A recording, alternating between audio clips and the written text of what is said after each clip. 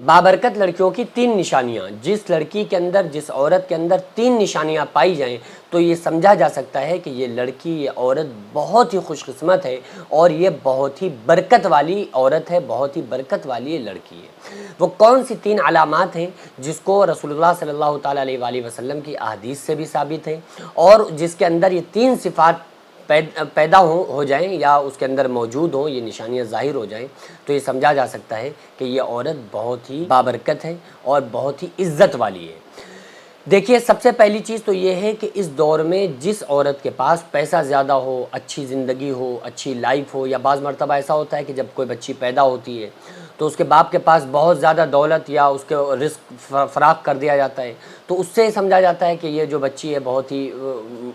ہی برکت والی ہے اور بہت ہی عزت والی ہے، جب سے پیدا ہوئی ہے ہماری زندگی ہی بدل گئی ہے۔ اور بعض مرتبہ یہ دیکھنے کو ملتا ہے کہ جب کوئی لڑکی، کسی لڑکی کی شادی ہوتی ہے اور شادی کے بعد جب وہ اپنے سسرال میں جاتی ہے اور کوئی خدا نخواستہ اس کے شوہر کا کام خراب ہو جائے تو اس کے گھر والے، سسرال والے اور ساس اور وہ خود لڑکا بھی کہنا شروع کر دیتا ہے کہ بھئی یہ منحوس جب سے آئی ہے، جب سے ہمارے سارے کاروبار بند ہو گئے، جب سے اس کا قدم پڑا ہے، جب سے ہم تباہ و برباد ہو گئے۔ تو یہ ساری چیزیں دیکھنے اور سمجھنے کے لیے 3 چیزیں دیکھنا ہوں گی جس کے اندر پائی جائیں، سمجھ لیں کہ یہ بابرکت لڑکی ہے۔ اور منحوس کا جہاں تک مسئلہ ہے نا، تو منحوس کوئی بھی نہیں ہوتا ہے، کوئی لڑکی منحوس نہیں ہوتی ہے، کوئی عورت منحوس نہیں ہوتی ہے، بلکہ اگر کسی کے تھاٹس ہیں نا تو بڑا بے وقوف انسان ہے۔ اگر کسی کے تھاٹس یہ ہیں کہ بھئی کوئی عورت کے آنے سے یا شادی کے بعد جو لڑکی اپنی سسرال میں پہنچی تو اس کی وجہ سے بے برکتیاں، ایسا نہیں ہے۔ جب بیٹی آتی ہے تو وہ اپنی قسمت ساتھ لے کر آتی ہے۔ کسی لڑکی کی شادی ہوئی، اب اس کے شوہر کا کام چلنا بند ہو گیا یا اس کے گھر میں کوئی پرابلم آ گئی، تو جو پرابلم اس عورت کی ساس کو آئی ہے نا، وہ پرابلم اس کی مقدر میں تھی، اور جو شوہر کے پیسے میں کمی ہوئی ہے تو وہ پیسے میں کمی ہونا یہ اس کی تقدیر میں لکھا تھا، اور جو لڑکی اپنا کھانا کھا رہی ہے وہ خود اس کے مقدر میں ہے۔ اللہ تعالیٰ نے انسان کو پیدا کرنے سے 50,000 سال پہلے بندے کی تقدیر لکھی، اور اس میں ساری چیزیں لکھ دی تھی کہ کون انسان کب مرے گا، کتنا جیے گا، کیا کھائے گا، کتنا پیے گا، اس کے مقدر میں کتنا رزق ہے۔ یہ تمام چیزیں اللہ تبارک و تعالیٰ نے انسان کو پیدا کرنے سے 50,000 سال پہلے ہی بندوں کی تقدیر میں لکھ دیا تھا۔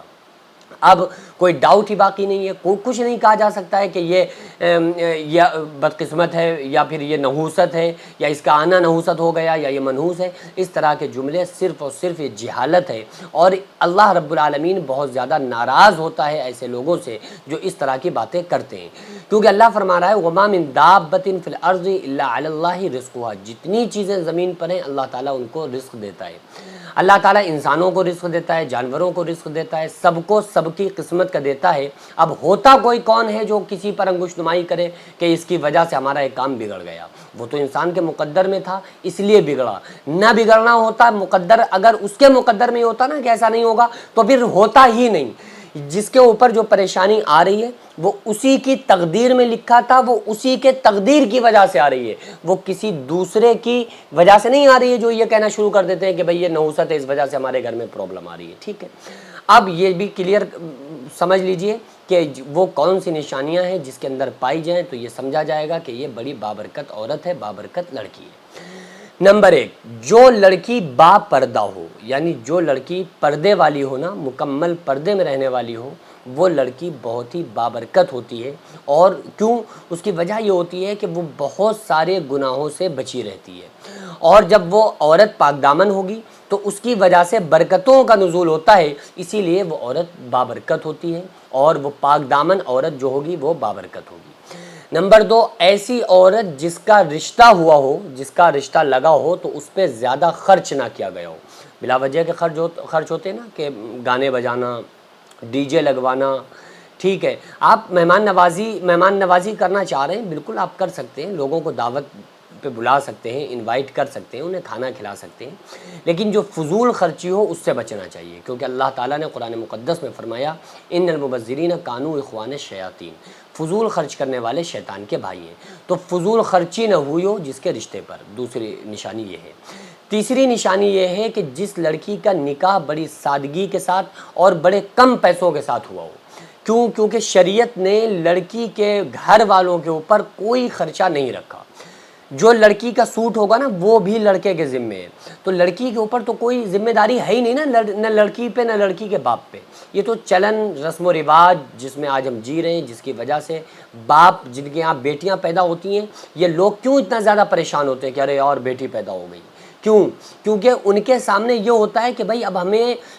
5 لاکھ روپے، کم سے کم 5 لاکھ روپے کا بندوبست لے کے چلنا پڑے گا اپنی بیٹی کی شادی کرنے کے لیے، اور ہم کہاں سے لائیں گے؟ ہم 500 روپے روز کماتے ہیں اور روزانہ وہ خرچے ہو جاتے ہیں۔ تو یہ جو تھیوری بنائی گئی ہے نا، جو رسم و رواج بنائے گئے ہیں، اس وجہ سے آج لوگوں کے دل چھوٹے ہو رہے ہیں اور لوگ کمزرف ہوتے ہوئے نظر آ رہے ہیں۔ اسی لیے بیٹیوں سے، اس طرح کی بیٹیوں کے لیے لوگ باتیں کرتے نظر آ رہے ہیں۔ اس کگار پر لانے والا صرف یہ ماحول ہے، ہم کسی کو دوشی نہیں ٹھہرا سکتے سوائے ماحول کے، سوائے رسم و رواج کے۔ اسلام نے لڑکی کے باپ پر کے نکاح کے لیے، لڑکی کے نکاح کے لیے کوئی خرچہ نہیں رکھا، 1 روپے کا بھی خرچ نہیں ہے۔ لڑکے کے اوپر اتنا ضرور ہے کہ لڑکے کا نکاح ہو تو پھر وہ ولیمہ کیا جائے، اس کے لیے سنت ہے، اگر وسعت ہے، طاقت ہے تو ولیمہ کریں اور لوگوں کو دعوت پہ انوائٹ کریں۔ بہرحال جتنے بھی اب جو فضول خرچی والے کام ہو رہے ہیں، ان چیزوں سے بچنا چاہیے، اس پہ کنٹرول کرنا چاہیے۔ بہرحال